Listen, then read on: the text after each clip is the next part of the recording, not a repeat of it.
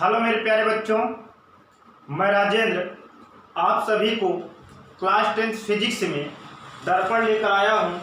तो हम देखते हैं दर्पण क्या है और दर्पण कितने प्रकार के होते हैं। ठीक, मिरर में होता है दर्पण। तो देखो दर्पण क्या है कि जैसे कोई कांच है, उस कांच को एक भाग में हम क्या करते हैं, चांदी और एल्यूमिनियम का पॉलिश करके उस पर पेंट लगा देते हैं। क्या करते हैं, पेंट लगा देते हैं। तो एक भाग चिकना रख देते हैं, तो वही जो चिकना भाग होता है वही आपका परावर्तक पृष्ठ होता है, जहां से प्रकाश का क्या होता है, परावर्तन होता है। जैसा कि आप लोग प्रतिदिन जो आप दर्पण का प्रयोग करते हैं शीशे का चेहरा देखने के लिए, वो आपका एक समतल दर्पण है। कैसा दर्पण है, समतल दर्पण है। यदि उसमें देखेंगे आप, पीछे बल क्या होगा, पीछे तरफ जो आपका होता है पिछला भाग में, आपको उसमें पेंट किया गया होगा। क्या किया गया होगा, पेंट। तो उसमें सबसे पहले एल्यूमिनियम या चांदी का पॉलिश किया गया होगा, उसके बाद पेंट करके एक तल को चिकना बना दिया गया होगा। ठीक, तो इसमें सबसे पहले हम देखते हैं समतल दर्पण क्या है। और ऐसा दर्पण जिसका परावर्तक पृष्ठ समतल होता है, समतल दर्पण कहलाता है। तो बता रहे हैं कि समतल दर्पण मतलब वही कि एक तल को हम एल्यूमिनियम और चांदी का पॉलिश करके पेंट लगा देते हैं, तो एक तल क्या होता है, वो समतल हो जाता है। एक तल को जो छोड़ देते हैं, चिकना जो तल होता है वही क्या होता है, समतल होता है। जैसे आप घर में जो प्रतिदिन यूज करते हैं वो क्या होता है, समतल दर्पण होता है। ठीक, तो अब हम देखेंगे समतल दर्पण का जैसे चित्र बनाए फिगर। ये क्या है, पॉलिश किया गया भाग होता है, ये पॉलिश किया गया भाग होता है। और ये आपका क्या होता है, परावर्तक पृष्ठ होता है। परावर्तक पृष्ठ का मतलब होता है जहां से प्रकाश क्या होता है, परावर्तन होता है। ठीक, तो ये आपका समतल दर्पण है। और गोली दर्पण क्या है, सॉरी यहाँ गोली दर्पण होता है, क्या चाहिए, गोली दर्पण, गोलीय दर्पण। ठीक, अच्छा गोली दर्पण क्या है, ऐसा दर्पण, ठीक ना, जिसका परावर्तक पृष्ठ क्या हो, गोली हो, या तो ऐसे हो या तो ऐसे हो, गोली टाइप हो। ठीक ना, तो उसे हम क्या कहते हैं, गोली दर्पण कहते हैं। तो देखो इसमें दो तरीके से परावर्तक पृष्ठ होता है। गोली दर्पण में दो तरीके से परावर्तक पृष्ठ होता है। एक अंदर की ओर, देखो एक क्या होता है, ऐसे देखो बाहर की ओर जो ये ऐसे पॉलिश किया गया होता है, और एक इस तरीके से पॉलिश किया गया होता है। ठीक, जो गोली दर्पण होते हैं। तो इसमें एक दर्पण में क्या होता है, अंदर की ओर परावर्तक पृष्ठ होता है, एक बाहर की ओर उभरा हुआ होता है। क्या होता है, उभरा हुआ होता है। तो बाहर की ओर जो उभरा होता है उसे हम उत्तल दर्पण कहते हैं, और अंदर की ओर जो परावर्तक तल होता है उसे हम क्या कहते हैं, अवतल दर्पण कहते हैं। तो इसका मतलब गोली दर्पण कितने प्रकार के होते हैं, दो प्रकार के, अवतल और उत्तल दर्पण होते हैं। ठीक, तो हम देखते हैं समतल दर्पण से संबंधित कुछ महत्वपूर्ण तथ्य। अब गोली दर्पण के बारे में हम इतना चर्चा जो कर दिए हैं, उसके बाद अगले वीडियो में गोली दर्पण से संबंधित पूरा आपको जानकारी देंगे। गोली दर्पण कितने प्रकार के होते हैं, गोली दर्पण किसे कहते हैं, और गोली दर्पण दो प्रकार के होते हैं, अवतल दर्पण और उत्तल दर्पण होते हैं। और गोली दर्पण से संबंधित परिभाषाएं जो है अगली वीडियो में ये सभी का जानकारी आपको देंगे। तो सबसे पहले आप देख लेते हैं समतल दर्पण। तो समतल दर्पण से महत्वपूर्ण कुछ तथ्य आपको हम बताएंगे।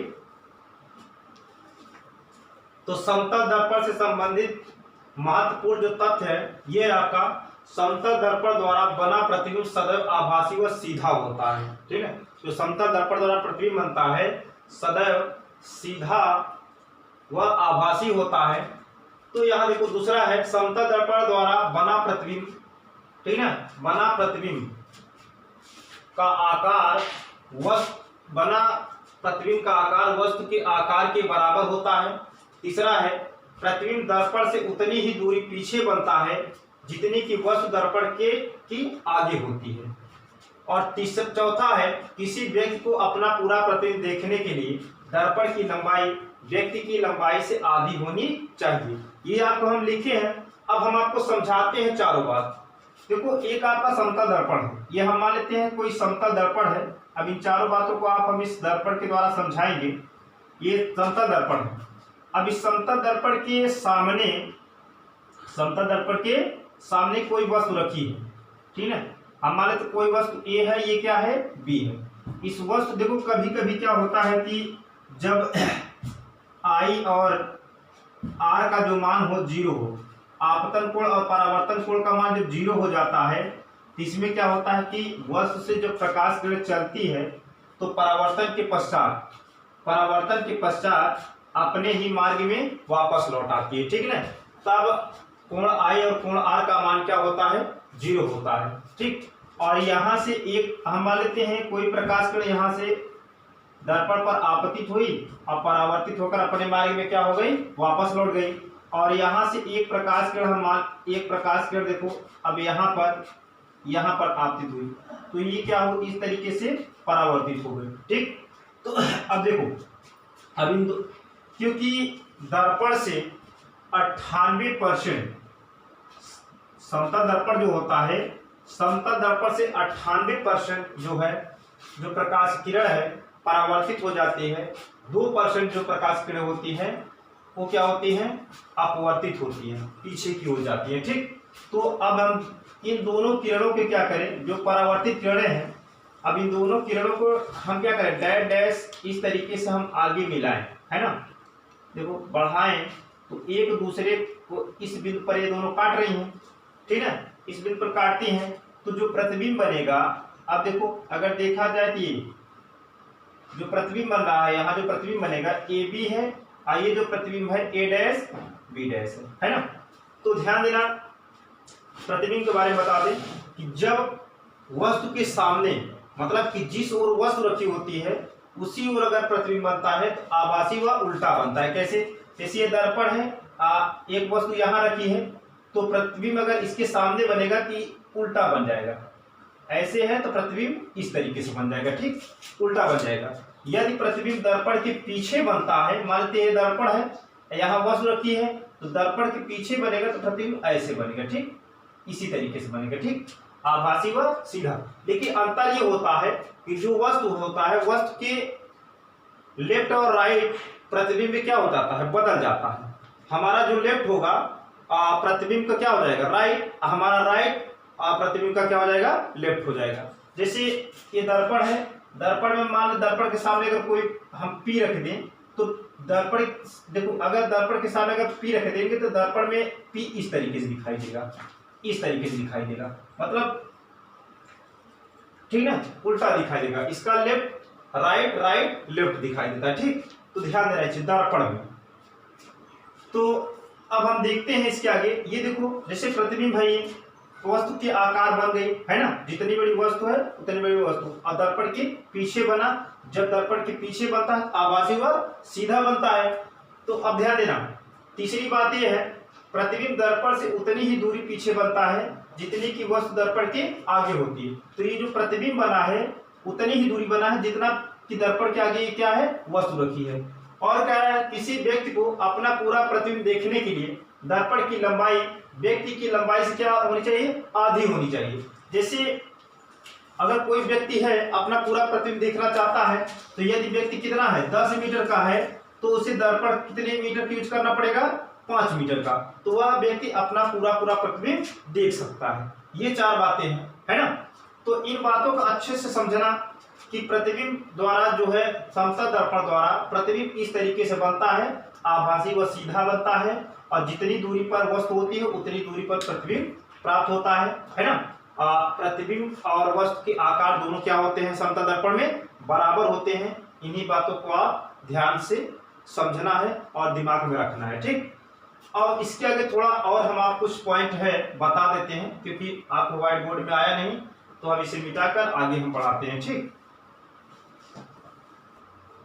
तो समतल दर्पण से कुछ पॉइंट ये है, 3 पॉइंट है, 4 वहां बताए थे।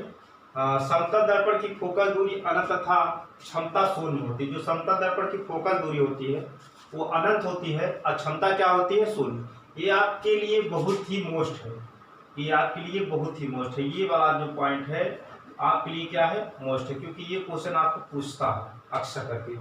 और 6वां पॉइंट है आपका, यदि वस्तु समतल दर्पण की ओर v चाल से गति करती है तो प्रतिबिंब वस्तु की ओर 2v चाल से गति करती है। आप ध्यान दीजिए कि आपका जैसे ये समतल दर्पण है, ये समतल दर्पण है, तो कोई भी वस्तु यदि समतल दर्पण की ओर v चाल से गति करे तो इसमें जो इमेज बनता है प्रतिबिंब आपकी ओर 2v चाल से गति करेगा। अगर मान लेते हैं कोई वस्तु समतल दर्पण के सामने 10 मीटर पर सेकंड की चाल से चल रही है तो जो उसकी प्रतिबिंब होगा 10 दूना 20 मीटर पर सेकंड की चाल से चलेगा। ठीक, तो ध्यान देना ये बात है। और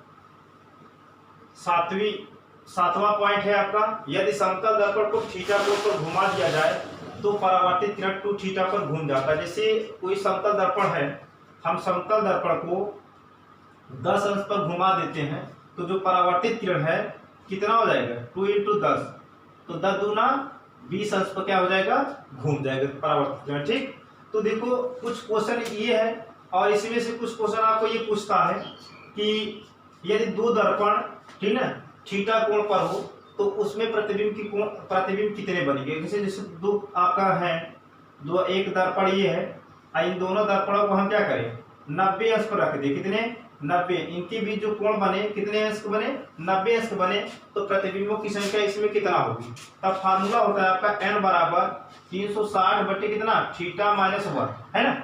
इतना इंपॉर्टेंट है नहीं ये आपके बोर्ड पेपर के लिए, ये कंपटीशन वगैरह में अक्सर पूछता है।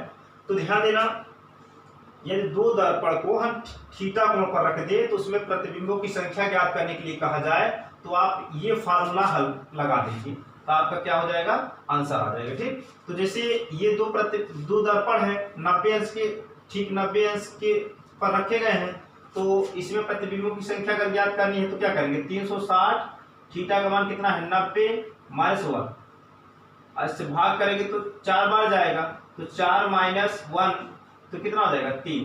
तब अगर दो समतल दर्पण 90 अंश कोण पर रखे हो तो उसमें प्रतिबिंबों की संख्या कितने बनेगी 3 बनेगी, कितना 3। और अगर आगे बढ़े हम, जैसे मान लेते हैं ये 90 अंश पर था, अगर दो प्रतिबिंब कितने अंश पर रख दिया जाए 60 अंश पर रख दिया जाए। ठीक, ये आपका ये समतल दर्पण है और ये समतल दर्पण है, इन दोनों को हम मान लेते हैं, अब नाप नहीं बनाए हैं, मान लेते हैं ये 60 अंश कोण पर रखे हैं तो प्रतिबिंबों की संख्या कितनी होगी n बराबर 360 बटे कितना 60 माइनस 1, तो 6 बार जाएगा, तो 6 माइनस 1 बराबर कितना 5। तब प्रतिबिंबों की संख्या कितना होगी 5। यदि दो दर्पण को हम 30 अंश पर रख दिया जाए, कितना 30 अंश पर रख दें, तब आपका कितना बनेगा 360 माइनस 30 माइनस 1। अब भाग करेंगे तो कितना हो जाएगा 12, कितना 12 बार जाएगा, तो n बराबर 12 माइनस 1, तो कितने 11 प्रतिबिंब बनेंगे, कितना 11। तो इस तरीके से अगर दो दर्पण एक दूसरे से थीटा कोण पर रखे हो तो प्रतिबिंबों की संख्या ऐसे आप ज्ञात कर सकते हैं। ठीक, तो इस वीडियो को इसी समतल दर्पण से समाप्त करते हैं। अगली वीडियो में आपको गोली दर्पण और गोली दर्पण कितने प्रकार के होते हैं और गोली दर्पण से संबंधित जितने परिभाषाएं बन सकते हैं सभी को आपको बताया जाएगा। ठीक।